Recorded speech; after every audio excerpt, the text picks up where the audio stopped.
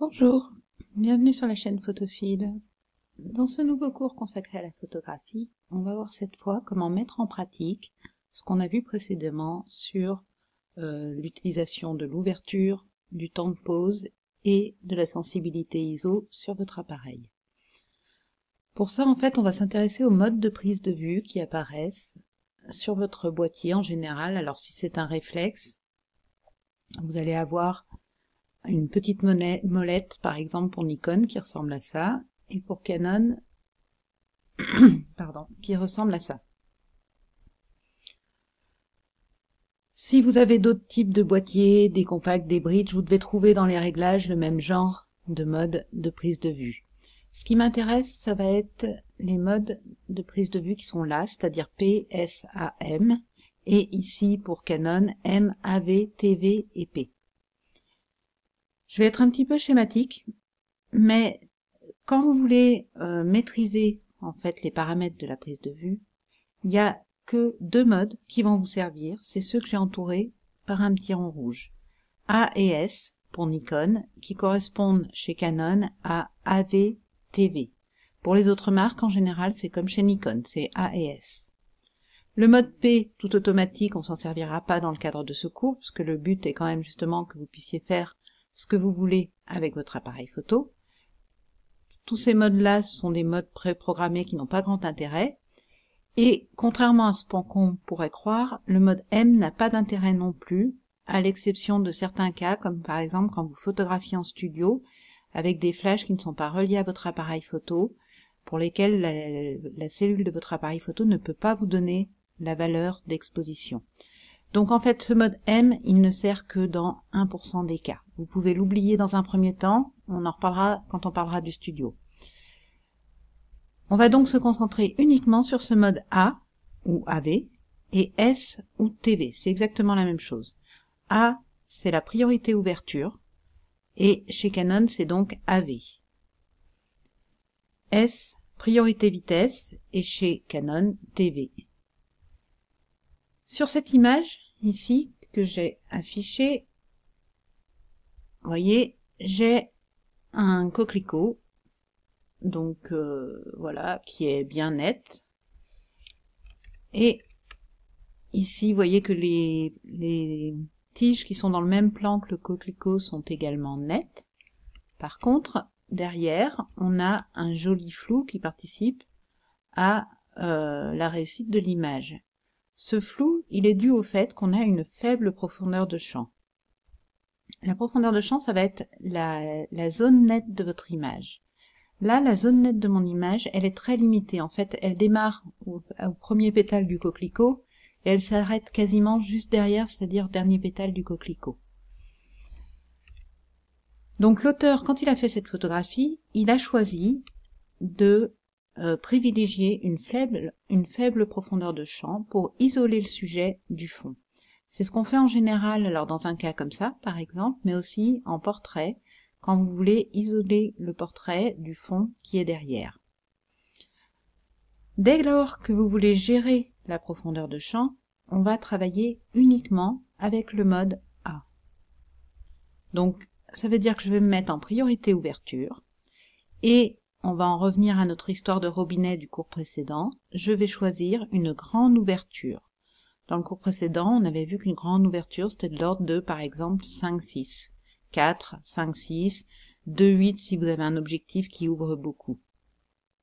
Là, si je regarde sur cette image les propriétés, quand vous avez un document que vous avez téléchargé, vous pouvez tout à fait aller voir quels sont les réglages qu'a choisi l'auteur. Ici, vous voyez, donc j'ai fait un clic droit propriété. Il a donc photographié avec un Canon EOS 1000D une focale de 5,6, donc c'est pas la focale, c'est l'ouverture, f5,6 et un temps d'exposition qui correspond donc à ma vitesse de 1/800 de seconde. Distance focale, ça va être la focale de votre objectif, 85 mm. Donc ce qui m'intéresse, c'est que là, ça me permet de vérifier que l'ouverture, l'auteur a bien choisi une grande ouverture, f5,6. On n'a pas ici la sensibilité ISO, je l'avais vu tout à l'heure, c'est pas grave. Elle était à 100 ISO. Dans les paramètres de Photoshop, dans Fichier Information, Voilà, je retrouve les mêmes informations. Ici, 1/8 de seconde, donc mon temps de pause, f5.6 l'ouverture et 100 ISO. Donc quand vous voulez réaliser ce genre d'effet, ça veut dire que vous allez vous mettre sur le mode A ou AV, vous allez choisir une ouverture grande, donc 5, 6, 4, 2, 8, selon les capacités de votre objectif. Ça va vous permettre de limiter donc la profondeur de champ pour obtenir un fond flou. Après, il peut se passer deux choses. Première chose, si vous constatez, vous faites la photographie, vous constatez que l'image est trop sombre ou trop claire. Toujours en restant dans le mode A, vous allez utiliser la correction d'exposition. C'est un petit bouton comme ça qui ressemble à ça en général sur votre boîtier. Et ce bouton va vous permettre d'éclaircir ou d'assombrir l'image. Il ne va pas toucher à l'ouverture quand vous allez corriger l'exposition, il va toucher à la vitesse, donc au temps de pause. Donc, vous mettez sur A, vous mettez sur 4, 5, 6, quelque chose comme ça, vous faites votre photo, si elle est trop sombre, vous corrigez avec l'exposition. Ensuite, il va falloir regarder quelle vitesse il vous propose, parce que quand vous choisissez un mode comme ça en priorité ouverture, lui, la cellule de votre appareil photo détecte la quantité de lumière dont il a besoin, donc il va adapter en fonction et vous proposer un temps de pause en fonction de l'ouverture que vous avez choisie. Ce temps de pause, il faut quand même que vous le contrôliez, parce que par exemple, s'il est inférieur à 1/60 de seconde, vous risquez d'avoir un flou, parce que vous risquez de bouger, c'est un temps de pause qui est relativement lent, et vous risquez de bouger pendant la prise de vue. Qui plus est, pour un sujet comme ça, mon coquelicot, les coquelicots en général sont très sensibles au vent, il suffit d'une petite brise pour qu'ils bougent. Donc si votre temps de pause est trop faible, ce qui va se passer, c'est que votre sujet va être flou. Là, dans le cas de l'auteur, vous voyez qu'il avait pas mal de lumière à sa disposition, c'est-à-dire que c'était une journée ensoleillée, puisqu'on a vu que pour 5-6, la cellule de son appareil lui a donné 1/800 de seconde, ce qui est une vitesse rapide, qui lui permettait donc de figer le coquelicot, même s'il y avait eu un petit mouvement de vent. Si votre vitesse, elle est de l'ordre de, par exemple, 1/250, 1/500, c'est parfait, vous n'aurez pas de flou, donc vous pouvez faire votre photo tranquillement. Si par contre, en étant donc à 4 ou 5, 6, vous constatez que le temps de pause qui vous est proposé par l'appareil est trop faible, de l'ordre de 1/60, 1/30, c'est-à-dire que vous êtes sous une journée par exemple qui est peu ensoleillée, vous n'avez pas d'autre choix que de monter en sensibilité ISO sur votre boîtier, de manière à rendre votre capteur plus sensible à la lumière. Dès lors, il va vous proposer, pour toujours ce même réglage, on n'a pas bougé, on est toujours sur une priorité ouverture, donc sur A ou AV, pour le même réglage F4, F5, 6, quelque chose comme ça. Votre boîtier, quand vous serez passé par exemple de 100 ISO à 200 ISO, il va vous proposer un temps de pause un peu plus court, 2 fois moins, pour être exact. De 100 ISO à 200 ISO, il a besoin de 2 fois moins de lumière. Du coup, il va vous proposer, par exemple, si vous aviez 1/60 en vitesse, en temps de pause, il va passer à 1/125.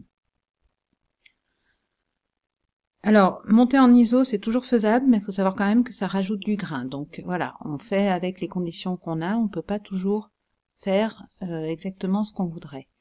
Le principe, c'est donc que dès lors que je veux gérer le flou derrière mon sujet, ou devant mon sujet, je vais travailler en mode A. Le mode A, priorité ouverture, va me permettre de définir si je veux une grande profondeur de champ. Dans ces cas-là, je vais me placer sur F16.